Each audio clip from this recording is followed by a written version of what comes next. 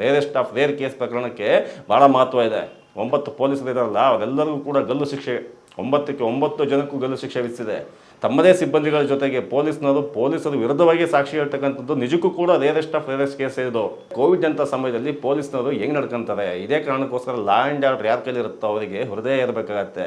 ಇಂಥ ಹೃದಯ ಇಲ್ಲದಿದ್ದವರಿಗೆ ಗಲ್ಲು ಶಿಕ್ಷೆ ಅಲ್ಲದೆ ಮಿನ್ಯಾವ ಶಿಕ್ಷೆ ಕೊಡಬೇಕು. ಸ್ನೇಹಿತರೆ ನಮಸ್ತೆ, ಜೇನಿಗೆ ಯೂಟ್ಯೂಬ್ ಚಾನಲ್ಗೆ ನಿಮಗೆಲ್ಲ ಸ್ವಾಗತ. ಇವತ್ತು ಒಂದು ಕ್ರೈಮ್ ವಿಚಾರವಾಗಿ ನಿಮ್ಮ ಮುಂದೆ ಬಂದಿದ್ದೀವಿ. ಅದು ಎಂಥ ಕ್ರೈಮು, ಅದು ಕೇಳಿ ಇಡೀ ದೇಶನೇ ನಡುಗೋಗಿದೆ. ಅಂತಹ ಒಂದು ಕ್ರೈಮು. ಇಂತಹ ಕ್ರೈಮ್ಗಳ ಬಗ್ಗೆ ನಾವು ಮಾತಾಡಲೇಬೇಕಾಗತ್ತೆ. ಆ ಕ್ರೈಮ್ನ ವಿವರವನ್ನು ಒಂದೊಂದಾಗಿ ಹೇಳ್ತೀವಿ, ಅದಕ್ಕೆ ಕಾರಣವಾದವನ್ನು ಕೂಡ ಹೇಳ್ತೀವಿ, ಕೊನೆಗೆ ಏನಾಯಿತು ಅಂತ ಕೂಡ ಹೇಳ್ತೀವಿ. ನೀವು ಈ ವಿಡಿಯೋನ ಸಬ್ಸ್ಕ್ರೈಬ್ ಮಾಡಿಲ್ಲ ಅಂದರೆ ಸಬ್ಸ್ಕ್ರೈಬ್ ಮಾಡಿ, ಶೇರ್ ಮಾಡಿ, ನಿಮಗೆ ಏನು ಅನಿಸುತ್ತೆ ಅನ್ನೋದನ್ನ ಕಾಮೆಂಟ್ ಮಾಡೋದನ್ನು ಮರಿಬೇಡಿ. ಅದು 2020 ಕೋವಿಡ್ ಕಾಲ. ಕೋವಿಡ್ ಇಡೀ ದೇಶಾದ್ಯಂತ ಅಲ್ಲ, ಇಡೀ ಜಗತ್ತಿನಾದ್ಯಂತ ತನ್ನ ರಕ್ಕಸ ನೃತ್ಯವನ್ನು ಮಾಡ್ತಿರ್ತಕ್ಕಂಥ ಕಾಲ. 2020 ಜೂನ್ 19 ರಾತ್ರಿ ಕೊರೋನಾ ಲಾಕ್ಡೌನ್, ಆಗೆಲ್ಲ ಇಡೀ ದೇಶದಾದ್ಯಂತ ಲಾಕ್ಡೌನ್ ಆಗಿತ್ತು. ಆ ಲಾಕ್ಡೌನ್ ಸಮಯದಲ್ಲಿ ತಮಿಳುನಾಡಿನ ಸತ್ತಾಕುಲಂ ಅನ್ನುವ ಸಿಟಿಯಲ್ಲಿ ಒಬ್ಬ ಚಿಕ್ಕ ಮೊಬೈಲ್ ಶಾಪ್ ನಡೆಸ್ತಾ ಇದ್ದರು, ಜಯರಾಜ್ ಅಂತೇಳಿ. ಆ ಜಯರಾಜ್ ಅಂತಕ್ಕಂಥವ್ರು ಮೊಬೈಲ್ ಶಾಪ್ ನಡೆಸ್ತಾ ಇದ್ದಾರಲ್ಲ, ಅವ್ರ ಮೊಬೈಲ್ ಶಾಪು ಕ್ಲೋಸ್ ಆಗಿ ಮಾಡಲಿಲ್ಲ ಅವರು ಲಾಕ್ಡೌನಲ್ಲಿ ಅಂತೇಳಿ ಪೊಲೀಸ್ನವರು ಅವ್ರನ್ನ ಸ್ಟೇಷನ್ಗೆ ತಗೊಂಡು ಹೋಗ್ತಾರೆ. ಅದಾದ ನಂತರ ಸ್ಟೇಷನ್ಗೆ ಯಾಕೆ ನಮ್ಮ ತಂದೆ ಕರ್ಕೊಂಡು ಹೋದ್ವಿ ಅಂತ ಅವ್ರ ಮಗ ಬೆನಿಕ್ಸ್ ಅಂತ, ಅವ್ನಿಗೆ 31 ವರ್ಷ. ಆ ಬೆನಿಕ್ಸು ಸ್ಟೇಷನ್ಗೆ ಹೋಗಿ ಯಾಕೆ ನಮ್ಮ ತಂದೆ ಕರ್ಕೊಂಡ್ಬಂದಿದ್ದಾರೆ ಅಂತ ಕೇಳಿದಾಗ, ನಿಮ್ಮ ಅಪ್ಪ ಈ ಥರ ಮಾಡಿದ ಕಣಪ್ಪ ಹಂಗೆ ಹಿಂಗೆ ಅಂತ ಹೇಳೋದು ಬಿಟ್ಟು ಏಕಾಏಕಿ ಮಗನ ಮೇಲೂ ಕೂಡ ಹಲ್ಲೆ ಮಾಡೋಕ್ಕೆ ಶುರು ಮಾಡಿಬಿಟ್ಟಿದ್ದಾರೆ. ಯಾವ ರೀತಿ ಹಲ್ಲೆ ಮಾಡಿದ್ದಾರೆ ಅನ್ನೋದನ್ನ ಮುಂದೆ ನೋಡ್ತಾ ಹೋಗ್ತಾರಂತೆ. ಆ ಪೊಲೀಸು ಸತ್ತಾಕುಲಂ ಪೊಲೀಸ್ ಠಾಣೆ ಪೊಲೀಸರಿಗೆ ಮಾನವೀಯತೆ ಅನ್ನೋದು ಹೋಗಲಿ, ಅದರ ಗಂಧಗಾಳಿ ಕೂಡ ಕೊಡ್ತಿದೆಯೋ ಇಲ್ವೋ ಅನ್ನೋದನ್ನು ಕೋರ್ಟೆ ಅಚ್ಚರಿಯಿಂದ ಕೇಳಿಸ್ಕೊಂಡಿದೆ. ಅವರ ಠಾಣೆಗೆ ಯಾರೋ ಜಯರಾಜ್ ಮತ್ತು ಬೆನಿಕ್ಸು ಠಾಣೆಗೆ ಹೋಗಿದ್ದು ಜೀವಂತವಾಗಿ. ಆದರೆ 3 ದಿನಗಳ ನಂತರ ಅವರ ದೇಹ ಆಸ್ಪತ್ರೆಗೆ ತಲುಪೋದು. ಅದು ಯಾವ ರೀತಿಯಾಗಿ ಆಸ್ಪತ್ರೆಗೆ ಸೇರ್ಕೊಂಡ್ರು ಅಂತಂದರೆ ಅವರು ಬದುಕೋದಕ್ಕೆ ಸಾಧ್ಯವೇ ಇಲ್ಲ. ಜೀವಂತ ಶವವಾಗಿ ಆಸ್ಪತ್ರೆಗೆ ಸೇರ್ಕೊಂತಾರೆ. ಇಡೀ ರಾತ್ರಿ ಠಾಣೆಯಲ್ಲಿ ಏನು ನಡೀತು?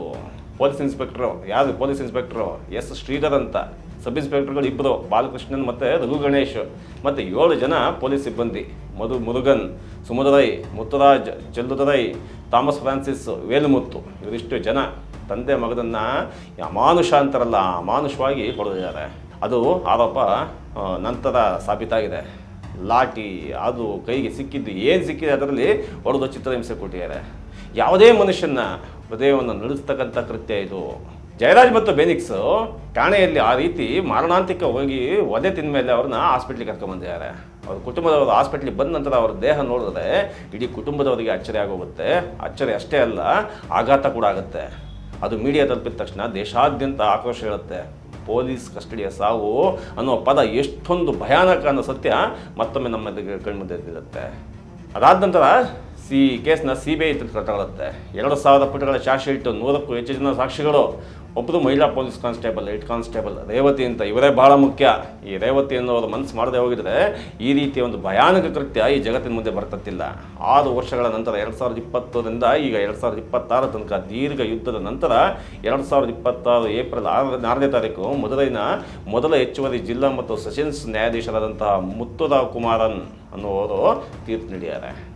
ಅವರು ಹೇಳ್ತಾರೆ, ಹೃದಯ ನಡುಗುತ್ತೆ ಈ ಪ್ರಕರಣ ಓದಿದ್ರೆ, ಹೃದಯ ನಡುಗುತ್ತೆ ಅಂತ ನ್ಯಾಯಾಧೀಶರು ಹೇಳ್ತಾರೆ. ಅಂದರೆ ಯಾವ ರೀತಿ ಇವರು ಕೆಲಸ ಮಾಡಿರ್ಬೋದು ಲೆಕ್ಕ ಹಾಕಿ.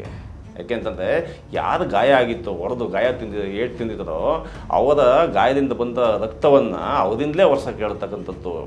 ಆಮೇಲೆ ಇಡೀ ಸ್ಟೇಷನ್ ತುಂಬ ರಕ್ತ ಚೆಲ್ಲಾಪಿಲ್ಲಿಯಾಗಿ ಹರಿದೋಗಿದ್ದು. ಮನುಷ್ಯರಾದವ್ರು ನೋಡೋಕ್ಕಾಗಲ್ಲ. ಮಗನ ಎದುರುಗಡೆನೇ ಅಪ್ಪನ ಎದುರುಗಡೆ ಮಗನ್ನ ಹೀನಾತೀನವಾಗಿ ಬಡದದ್ದು ಮಾತ್ರ ಮಾನಸಿಕವಾಗಿ ಅದೆಷ್ಟು ಹಿಂಸೆ ಅನುಭವಿಸಿರ್ಬೋದು. ಅಂದರೆ ಅದನ್ನು ಈ ಕೇಸ್ನ ಈ ತೀವ್ರತೆಯನ್ನು, ಭೀಕರತೆಯನ್ನು ನಮ್ಮ ಮುಂದೆ ಹೇಳ್ತಾ ಹೋಗುತ್ತೆ. ಇನ್ನೆಷ್ಟು ಕ್ರೂರವಾಗಿ ಪೊಲೀಸ್ನವ್ರು ಕೆಲಸ ಮಾಡಿದ್ದಾರೆ, ಎಂಥ ದುಷ್ಟರಿರ್ಬೋದು ಇವರು ಅಂತಕ್ಕಂಥದ್ದನ್ನು ನೀವೇ ಲೆಕ್ಕ ಹಾಕಿ. ಏನಾದರೂ ಅಟ್ಲೀಸ್ಟ್ ಒಂದು ವೈಯಕ್ತಿಕ ದ್ವೇಷ ಅಂತ ಇರಬೇಕು, ಇಲ್ಲ ಸಾಮಾಜಿಕವಾಗಿ ಏನಾದರೂ ಭಾಳ ಘಾತಕವಾದ ವ್ಯಕ್ತಿಗಳು ಇವರು, ಏನಾದ್ರು ಕಸಬ್ಬ ಮತ್ತೊಬ್ಬ ಮಗನದ್ದು ಏನಾದರೂ ಒಂದು ಆಗಿರಬೇಕು, ಉಮೇಶ್ ರೆಡ್ಡಿನ ಏನಾದರೂ ಒಂದು ರೀಸನ್ ಆಗಿರಬೇಕಲ್ಲ. ಒಂದು ವೈಯಕ್ತಿಕ ಕಾರಣವೂ ಇಲ್ಲ, ಈ ಕಡೆ ಸಾಮಾಜಿಕ ಕಾರಣವೂ ಇಲ್ಲದೇ ಯಾರಾದರೂ ಹಿಂಗೆ ಸಾಯೋ ರೀತಿ ಹೊಡಿತಾರೆ ಅಂತಂದರೆ ನಿಜಕ್ಕೂ ಕೂಡ ಇದು ಗಾಬರಿ ಆಗ್ತಕ್ಕಂಥ ಅಂಶ. ಅದೇ ಕಾರಣಕ್ಕೆ, ಇದೇ ರೀಸನ್ಗೋಸ್ಕರ ಯಾವುದೇ ಕ್ರೈಮ್ ಆಗಿರಲಿ ಅಲ್ಲಿ ಯಾವ ಕಾರಣಕ್ಕೆ ಮೋಟಿವ್ ಭಾಳ ಮುಖ್ಯ ಆಗುತ್ತೆ. ಯಾವ ಕಾರಣಕ್ಕೆ ಕೊಲೆ ಅಥವಾ ಹೊಡೆತ ಅಥವಾ ಹಲ್ಲೆ ಮಾಡಿದ್ರು ಅನ್ನೋದನ್ನು ಕೋರ್ಟು ಭಾಳ ಸೂಕ್ಷ್ಮವಾಗಿ ಗಮನಿಸುತ್ತೆ. ಇಲ್ಲಿ ಆಗಿರ್ತಕ್ಕಂಥದ್ದು ಕೂಡ ಅದೇನೆ. ಆ ಪೊಲೀಸ್ನವರು ಆ 9 ಜನಕ್ಕೆ ಈ ಗಲ್ಲು ಶಿಕ್ಷೆ ಆಗಿದೆಯಲ್ಲ, ಅದ್ರಲ್ಲಿ ಒಬ್ಬರು ಕೋವಿಡಲ್ಲಿ ಸತ್ತೋಗ್ಬಿಟ್ಟಿದ್ದಾರೆ ಆ ಹಿಂಸೆ ಕೊಟ್ಟಂಥ ಮನುಷ್ಯ. ಆ 9 ಜನಕ್ಕೆ ಶಿಕ್ಷೆ ಕೊಟ್ಟಿದ್ದಾರೆ ಗಲ್ಲು ಶಿಕ್ಷೆ. ಯಾಕೆ ಅಂತಂದರೆ ನಿಮಗೇನು ರೀಸನ್ನೇ ಇಲ್ಲದೆ ಹೊಡಿತೀರ, ನೀವು ಸಾಯೋ ರೀತಿ ಹೊಡಿತೀರ ಅಂತಂದರೆ ನಿಮಗೇನು ನೀವು ಮನುಷ್ಯರ ನೀವು ಅಂತ ಕೋರ್ಟ್ ಕೇಳಿದ್ದಾರೆ. ನೀವು ಮನುಷ್ಯರಾಗಿದ್ದರೆ ಬದುಕೋದಕ್ಕೆ ಸಾಧ್ಯನೇ, ನೀವು ಹಕ್ಕೇ ಇಲ್ಲ ನಿಮಗೆ ಬದುಕೋದಕ್ಕೆ ಈ ಭೂಮಿ ಮೇಲೆ ಅನ್ನೋ ಕಾರಣಕ್ಕೋಸ್ಕರ ನಿಮಗೆ ಗಲ್ಲು ಶಿಕ್ಷೆ ವಿಧಿಸ್ತಾರೆ ಅಂತ ಕೋರ್ಟ್ ಹೇಳಿದೆ. ಯಾವುದೇ ಕಾರಣ ಇಲ್ಲದೆ ಈ ರೀತಿ 10 ಜನ ಸೇರ್ಕೊಂಡು ಹೊಡೆಯೋದು ಅಂತಂದರೆ ಅದಕ್ಕೆ ಏನು ಅರ್ಥ? ಈ ದೇಶದಲ್ಲಿ ಏನಾದ್ರು ಕಾನೂನು ಅಂತಿದೆಯಾ? ಕಾನೂನು ಪಾಲನೆ ಮಾಡಬೇಕಾದಂಥ ಪೊಲೀಸ್ನರೇ, ಲಾ ಆ್ಯಂಡ್ ಆರ್ಡರ್ ಕೈಲಿರ್ತಕ್ಕಂಥ ಪೊಲೀಸ್ನರೇ ಈ ರೀತಿ ಅದೆಷ್ಟು ಕೇಸ್ಗಳನ್ನು ಮಾಡಿರ್ಬೋದು. ಇದೇ ಕಾರಣಕ್ಕೆ ಮದ್ರಾಸ್ನ ಮದುರೈ ಪೀಠ ಇದನ್ನು ರೇರೆಸ್ಟ್ ಆಫ್ ರೇರ್, ಅಪರೂಪದ ಪ್ರಕರಣ ಅಂತ ಘೋಷಣೆ ಮಾಡಿದೆ. ಇದು ಭಾಳ ಮುಖ್ಯವಾದ ಅಂಶ. ರೇರೆಸ್ಟ್ ಆಫ್ ರೇರ್ ಕೇಸ್ ಪ್ರಕರಣಕ್ಕೆ ಭಾಳ ಮಹತ್ವ ಇದೆ. 9 ಪೊಲೀಸರು ಇದಾರಲ್ಲ ಅವರೆಲ್ಲರಿಗೂ ಕೂಡ ಗಲ್ಲು ಶಿಕ್ಷೆ, 9 ಜನಕ್ಕೂ ಗಲ್ಲು ಶಿಕ್ಷೆ ವಿಧಿಸಿದೆ. ಅವರಿಗೆ ಒಟ್ಟು 1,40,00,000 ರೂಪಾಯಿ ದಂಡ ವಿಧಿಸಿದೆ, ಅವ್ರ ಫ್ಯಾಮಿಲಿ ಕೂಡಿ ಅಂತ ಹೇಳ್ಬಿಟ್ಟು. ಠಾಣೆಯಲ್ಲಿ ತಂದೆ ಮತ್ತು ಮಗನ ಕೂಗು ಇಂದಿಗೂ ಕೂಡ ಪ್ರತಿನಿಧಿಸ್ತಾ ಇದೆ. ಆ ಕೂಗು ನ್ಯಾಯಕ್ಕಾಗಿ ಕೂಗ್ತಾನೆ ಇತ್ತು. ಆ ನ್ಯಾಯ ಇಂದು ಗಲ್ಲಿನ ರೂಪದಲ್ಲಿ ಬಂದಿದೆ.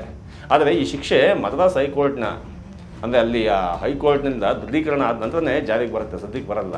ಕುಟುಂಬದವ್ರಿಗೇನೋ ನ್ಯಾಯ ಸಿಕ್ಕಂತೆ ಸದ್ಯಕ್ಕಂತೂ ತೋರಿಸ್ತಾ ಇದೆ. ಆದರೆ ಪೊಲೀಸ್ ವ್ಯವಸ್ಥೆ ಇದೆಯಲ್ಲ, ಈ ಕಾನೂನು ವ್ಯವಸ್ಥೆ ಇದೆಯಲ್ಲ, ಇಲ್ಲಿ ಪೊಲೀಸ್ನವ್ರಿಗೆ ಶಿಕ್ಷೆ ಆಗಿರ್ತಕ್ಕಂಥವ್ರಿಗೆ ಇನ್ನೂ ಒಂದಷ್ಟು ಅವಕಾಶಗಳಿದ್ದಂಗೆ ಕಾಣುತ್ತೆ. ಯಾಕೆ ಅಂತಂದರೆ ಅವರು ನೆಕ್ಸ್ಟ್ ಸುಪ್ರೀಂ ಕೋರ್ಟಿಗೆ ಹೋಗ್ಬೋದು. ನಾವು ಸಾಕಷ್ಟು ಕೇಸ್ಗಳಲ್ಲಿ ನೋಡಿದ್ದೀವಿ. ಅದರಲ್ಲೂ ಕೂಡ ಗಲ್ಲು ಶಿಕ್ಷೆ ಅಂತ ಕೇಸ್ಗಳನ್ನು ಅಪರೂಪ ನಮ್ಮ ದೇಶದಲ್ಲಿ ಆಗ್ತಕ್ಕಂಥದ್ದು. ಅದರಲ್ಲಿ ಇದು ಕೇಸ್ ಕೂಡ ಅಪರೂಪದ್ದು ಅನ್ನೋ ಕಾರಣಕ್ಕೋಸ್ಕರ ಸುಪ್ರೀಂ ಕೋರ್ಟ್ ಆಗಿರಲಿ, ಅಲ್ಲಿ ರಾಜ್ಯಪಾಲರಾಗಿರಲಿ ಅಥವಾ ರಾಷ್ಟ್ರಪತಿಯವರಿಗೆ ಹೋಗಲಿ, ರಾಷ್ಟ್ರಪತಿಯವರು ಕೂಡ ಇದರಲ್ಲಿ ಯಾವುದೇ ಮುಲಾಜು ತೋರಿಸ್ದಂಗೆ. ಯಾಕೆ ಅಂತಂದರೆ ರೇವತಿಯವರು ಭಾಳ ಗಟ್ಟಿತನದಿಂದ, ಭಾಳ ಎದೆಗಾರಿಕೆಯಿಂದ ಸಾಕ್ಷಿ ಹೇಳಿದ್ದಾರೆ. ಭಾಳ ಸುಲಭ ಅಲ್ಲ, ಅದು ಅಷ್ಟು ಸುಲಭ ಅಲ್ಲ. ಯಾಕೆ ಅಂತಂದರೆ ತಮ್ಮದೇ ಸಿಬ್ಬಂದಿಗಳ ಜೊತೆಗೆ ಪೊಲೀಸರು ವಿರುದ್ಧವಾಗಿ ಸಾಕ್ಷಿ ಹೇಳ್ತಕ್ಕಂಥದ್ದು ನಿಜಕ್ಕೂ ಕೂಡ ರೇರೆಸ್ಟ್ ಆಫ್ ರೇರೆಸ್ಟ್ ಕೇಸ್ ಇದು. ಆ ಕಾರಣಕ್ಕೋಸ್ಕರ ರೇವತಿಯವರಿಗೆ ಗೌರವ ಕೊಡಬೇಕು, ಸಾಕ್ಷಿದಾರರಿಗೆ ಗೌರವ ಕೊಡಬೇಕು ಅನ್ನಂಗಿದ್ರೆ ಈಗ ನೀಡಿರ್ತಕ್ಕಂಥ ಗಲ್ಲು ಶಿಕ್ಷೆಯನ್ನು ಮುಂದಿನ ಕೋರ್ಟ್ಗಳು, ಮುಂದಿನ ರಾಜ್ಯಪಾಲರು, ಮುಂದಿನ ರಾಷ್ಟ್ರಪತಿಗಳು ಅದೇ ಎತ್ತಿಡಿದ್ರೆ ಈ ಕೇಸಿಗೆ ಒಂದು ಅರ್ಥ ಸಿಗುತ್ತೆ. ಇಲ್ಲ ಅಂತಂದರೆ ಸಾಕ್ಷಿದಾರರ ಮುಂದೆ ಯಾವುದೇ ಕಾರಣಕ್ಕೂ ಹೆದರಬೇಕಾಗತ್ತೆ. ಅದೇ ಕಾರಣಕ್ಕೆ ಇವತ್ತು ಕೂಡ ಸಾಕ್ಷಿದಾರರು ಹಿಂದೆ ಮುಂದೆ ನೋಡ್ತಾರೆ ಕ್ರೈಮ್ ಕೇಸ್ಗಳಲ್ಲಿ. ಅದರಲ್ಲಿ ತಮ್ಮದೇ ಇಲಾಖೆಯ ಮೇಲಾಧಿಕಾರಿಗಳು ಎಷ್ಟು ಒತ್ತಡ ಹಾಕಿರ್ಬೋದು ಒಂದು ಸ್ಟೇಷನ್ ಒಬ್ಬ ಹೆಡ್ ಕಾನ್ಸ್ಟೇಬಲ್ಗೆ. ಆ ಹೆಡ್ ಕಾನ್ಸ್ಟೇಬಲ್ ರೇವತಿಯನ್ನು ಹೆಣ್ಣುಮಗಳಿಗೆ ನಿಜಕ್ಕೂ ಕೂಡ ಇಡೀ ದೇಶ ಸಲ್ಯೂಟ್ ಮಾಡ್ತಾ ಇದೆ. ಇಂಥ ಒಂದು ನ್ಯಾಯ ಸಿಕ್ಕೋದಕ್ಕೆ ನೀನು ನೋಡ್ಕೊಂಡಮ್ಮ ನಿನ್ನ ತಾಯಿ ಅಂತ. ಅಂತಹ ರೇವತಿಯವರಿಗೆ ಅವಮಾನ ಮಾಡ್ತಕ್ಕಂಥ ಕೆಲಸವನ್ನು ನಮ್ಮ ದೇಶದ ಯಾವುದೇ ವ್ಯವಸ್ಥೆ ಮಾಡಲ್ಲ ಅಂಥೇಳಿ ಜನ ಎಲ್ಲರದ ನಂಬಿಕೆ. ಅದರ ಜೊತೆಗೆ ಇನ್ನೊಂದೇನು ಅಂತಂದರೆ ಗಲ್ಲು ಶಿಕ್ಷೆ ನಿಜಕ್ಕೂ ಕೂಡ ಹೀನಾದ ಒಂದು ಶಿಕ್ಷೆ. ಅದು ಗಲ್ಲು ಶಿಕ್ಷೆ ಭಾರತದಲ್ಲಿಕ್ಕೆ ನಿಜಕ್ಕೂ ಅಷ್ಟೊಂದು ದೊಡ್ಡ ಮಾನ್ಯತೆ ಇಲ್ಲ. ಬೇರೆ ದೇಶದಲ್ಲಿ ಇರ್ಬೋದು. ಆದರೆ ಗಲ್ಲು ಶಿಕ್ಷೆಯನ್ನು ಯಾವುದೇ ವಿಷಯ ಆದರೂ ಕೂಡ ಗಲ್ಲು ಶಿಕ್ಷೆ ಆಗಬಾರ್ದು ಅಂತ ಹೇಳ್ಬಿಟ್ಟು ಭಾರತದ ಸಂವಿಧಾನದಲ್ಲಿ ಎಲ್ಲೋ ಒಂದು ರೀತಿ ಪ್ರಸ್ತಾಪ ಆದ ಆಶಯ ತೋರಿಸುತ್ತೆ. ಆದರೆ ಇವ್ರು ಮಾಡಿರ್ತಕ್ಕಂಥ ಕೆಲಸ ಏನು? ತಮಗೆ ಸಿಕ್ಕಿರ್ತಕ್ಕಂಥ ಕಾಕಿಯನ್ನು ಬಳಸ್ಕೊಂಡು ಅಮಾಯಕರನ್ನು, ಏನಾದರೂ ಹೋಗ್ಲಿ ತಪ್ಪು ಮಾಡಿದ್ದವರು, ಏನೇನೂ ತಪ್ಪು ಮಾಡಿರ್ತಕ್ಕಂಥವ್ರು, ಕೋವಿಡ್ ಅಂತ ಸಮಯದಲ್ಲಿ ಭಾಳ ಕಷ್ಟದಲ್ಲಿ ಜನಜೀವನ ನಡೆಸ್ತಾ ಇರುವಾಗ ಆ ಕೋವಿಡಲ್ಲಿ ಪೊಲೀಸರನ್ನು ಮನುಷ್ಯರಾಗಿ ನಡೆಸ್ಕೊಂಡ್ರೆ ಅವರು ಒಬ್ಬರು ಕೂಡ ಮನುಷ್ಯರಾಗಿ ನಡ್ಕೊಂಡಿರ್ತಿಲ್ಲ. ಆ ಕ್ರೂರತೆ ಆ ಕೋವಿಡ್ ಸಮಯದಲ್ಲಿ ಪೊಲೀಸರ ಹೆಂಗೆ ನಡ್ಕೊಂಡಿದ್ದಾರೆ ಅನ್ನೋದನ್ನು ನಾವೆಲ್ಲ ಕೂಡ ನೋಡಿದ್ದೀವಿ.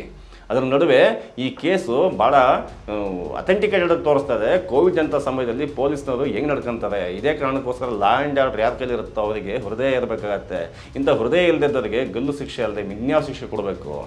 ದಯಮಾಡಿ ಇಂತಹ ಕ್ರೂರಿಗಳಿಗೆ, ಇಂತಹ ಅಮಾನವೀಯತೆ ಇದ್ದವರಿಗೆ ಯಾವುದೇ ರೀತಿ ರಿಯಾಯಿತಿ ತೋರಿಸ್ತೆ ಇದೇ ಶಿಕ್ಷೆಯನ್ನು ಮೇಲಿನ ಉನ್ನತ ಪೀಠಗಳು ಕೂಡ ಎತ್ತಿಡಿಲಿ ಅಂತ ಆಶಿಸ್ತಾ ಈ ವಿಡಿಯೋ ಮುಗಿಸ್ತೀವಿ. ಧನ್ಯವಾದಗಳು.